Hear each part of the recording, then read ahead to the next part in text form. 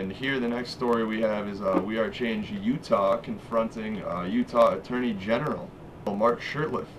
They had previously presented him with evidence of the explosive material on 9/11, and they're playing the misprison of treason card in this video. This video is only 2 minutes long. We'll see if I can do this one for you. Hopefully this records properly.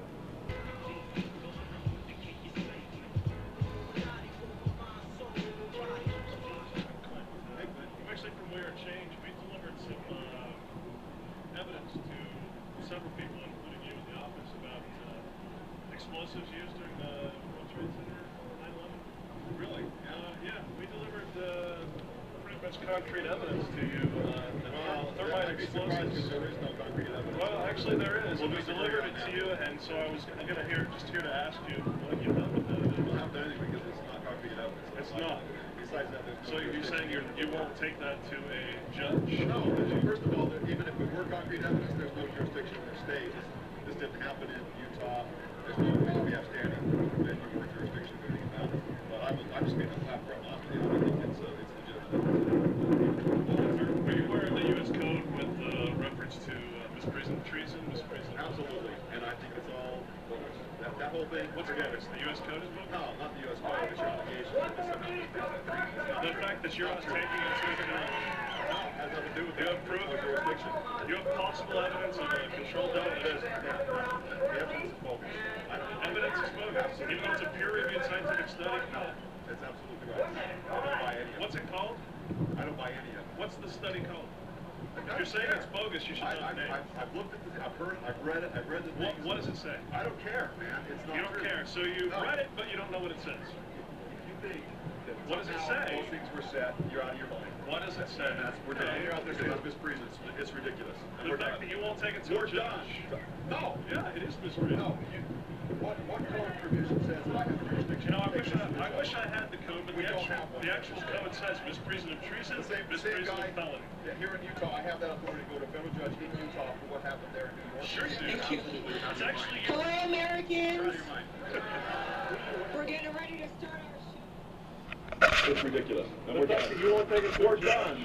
Mark Shurtleff isn't even running for re-election, and the T-types were still in his face. So there you have that nonsense. Hopefully that recorded okay for you. I'll take a look at the video, and if it recorded all right, we'll keep it in there. If it didn't record, I'll cut it out before I post this. Hopefully you get to see that. And next, this is my big announcement, and this is something that in a way I'm happy about because I was accurate. In a way I'm completely unhappy about it because the implications of this are horrifying. The situation goes as follows. I write for a publication called QW Magazine. You can find this at www.qwmagazine.co.uk. It's an online publication out of the United Kingdom. I've been writing for them for, I don't know, probably 6 months or so now. And in January, we ran a story, and it was an article regarding the Christmas bomber. It was called All They Want for Christmas is an Inside Job. And in that article, I took a paragraph to detail a little bit who the next Al-Qaeda boogeyman will be now that bin Laden is dead, either because we killed him or because he's been on dialysis for years. Regardless, bin Laden's out of the picture. They need some boogeyman character type to carry on his role. And I was surprised that when I saw this person's name come up numerous times, that nobody even in the alternative media was saying much about it. However, after seeing his name come up on numerous occasions in numerous news stories, even though sometimes the connections were very, very weak, I saw the way that the media was painting this man to be the next Osama bin Laden character. And when he was connected to the Fort Hood shooter, I didn't want to say anything at that point in time because I didn't know for sure. I was like, okay, you know, wasn't a strong connection. Yeah, his name popped up a couple of times previous, but again, they weren't real strong connections. It was just like, okay, he hasn't been proven to be connected to Al-Qaeda at the time, anything like that. But he did, you know, supposedly he champions extremist Islamic beliefs. So, when his name came up for a fourth or fifth time, when the Christmas bomber attack, whatever, took place, I was like, okay, that's enough. This is it. The way the media's painting this guy is the next Osama bin Laden. And this is a man by the name of Anwar al-Awlaki. And I will show you how I actually did go through this and detail this ahead of time in an article that was printed in January. QW Magazine. Bam. January issue, QW. January issue, QW Magazine. You can see all that. And obviously, it's easy enough to prove that I write for him. There it is. There's the article. All I Want for Christmas is an Inside Job by Mark Youngworth. Thank you. This is the deal. In one of the last paragraphs of this article here, as follows, the incident also allows for the further building up of a new chief al-Qaeda boogeyman in Anwar al-Awlaki. An article at timesonline.co.uk states, there are already informed reports that Mr. Abdul Muttalib met Mr. al-Awlaki during his final weeks of training at an indoctrination for a supposed suicide mission. Another piece from the London Guardian is titled, Al-Awlaki, a New Public Enemy, and does a great job of making him the new bin Laden.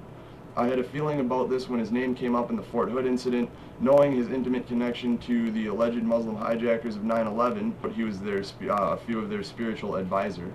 However, I wasn't sure enough that I wanted to put anything to print at that time, just in case. But, what's the subheadline of the Guardian article? The subheadline is, as reports claim, would-be plane bomber Abdul Muttalib may have met Anwar al-Awlaki, the radical's profile grows.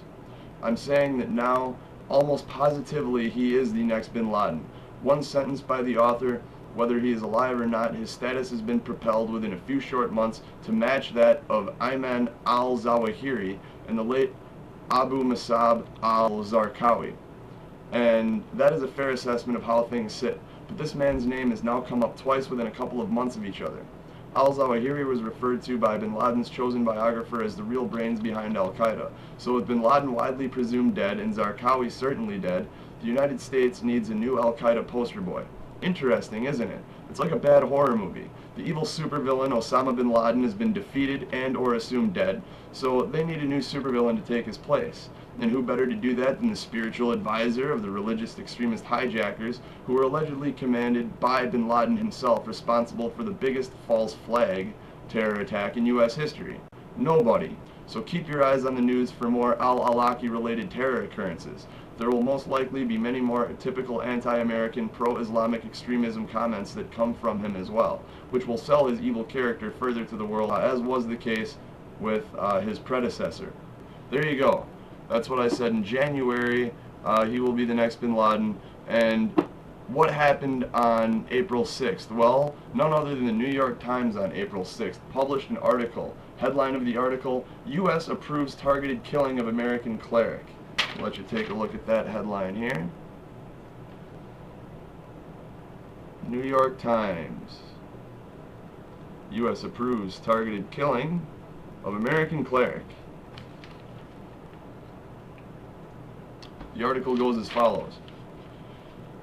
The Obama administration has taken the extraordinary step of authorizing the targeted killing of an American citizen, the radical Muslim cleric Anwar al-Awlaki, who is believed to have shifted from encouraging attacks on the United States to directly participating in them, intelligence and counterterrorism officials said Tuesday. Mr. al-Awlaki, who was born in New Mexico and spent years in the United States as an imam, is hiding in Yemen.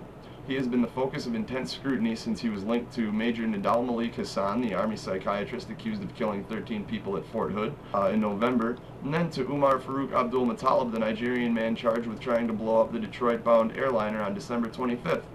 American counterterrorism officials say that Mr. al-Awlaki is an operative of al-Qaeda in the Arabian Peninsula, the affiliate of the terror network in Yemen and Saudi Arabia. They say they believe that he has become a recruiter for the terrorist network, feeding prospects into plots aimed at the United States and at Americans abroad, the official said. It is extremely rare, if not unprecedented, for an American to be approved for targeted killing.